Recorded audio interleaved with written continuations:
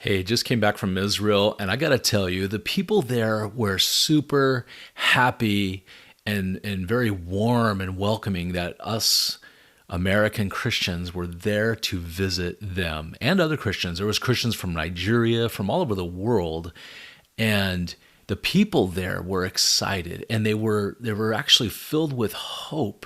So much so that I went to this one store in Jerusalem, which is a Naot shoe store. My wife loves those shoes, and they're made in Israel. She's always loved them, and we want to show our support to the country by helping them because there's so many people saying to divest in Israel and boycott Israel and all these different things like that. So I go into the store and I took pictures and little videos of all the shoes, sent them to my wife. I think maybe it was 3 a.m. back home. I shouldn't have done that. But anyway, the lady there was so shocked that I was there to buy these shoes from Israel to support them. And she was almost in tears. I said, well, we love Yeshua. We love Jesus, the Messiah, your Jewish Messiah. He's our Messiah, our King, our Lord, our God. And we love him. And because we love him, we love you too.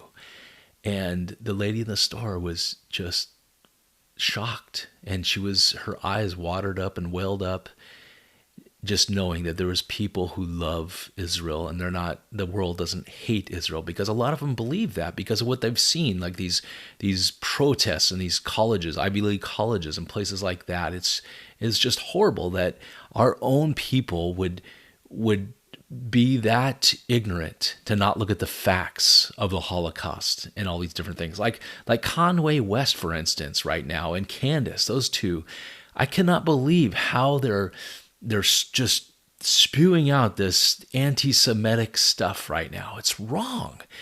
Do they not know what happened? Do they know God? Do they know Jesus? Jesus doesn't condone that.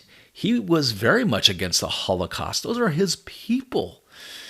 And yes, God allows bad things to happen to his own people, to even us Christians, but it's for the good. But he doesn't think that what they did was good. Those people that did evil.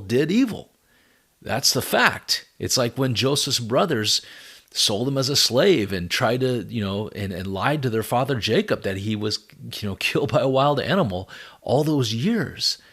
It didn't lessen the evil that they did, but God used it for the good, for his purposes later.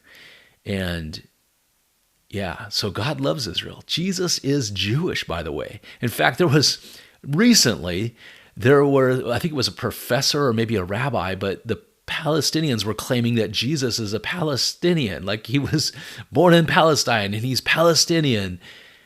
No. And the Jewish people are saying, like some of these rabbis and people are like, no, Jesus is Jewish. Like they're actually jealous about that, which is kind of cool because that's right out of Scripture. We read that in Romans chapter 11 where God, caused them to be jealous because of Gentiles. Like we know Jesus, that's one way they could be jealous. We know their scriptures inside and out, so better than most of them actually. That can cause them to be jealous too. And the Palestinians claiming that that's wrong. They shouldn't do that. But the Palestinians claiming that Jesus was a Palestinian? Are you kidding me? He was Jewish all the way. And that's what these rabbis and some of these scholars are saying. Like, no, Jesus is ours. Don't take him from us too, which I think is awesome.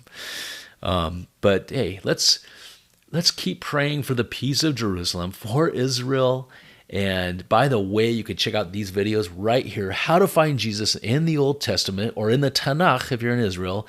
I think it'll bless your heart. You'll see Jesus in Joseph's story. You'll see him in Moses' story, Joshua. You'll see him in Abraham and Isaac going up the mountain and all those places. So click on this playlist right here, my friend.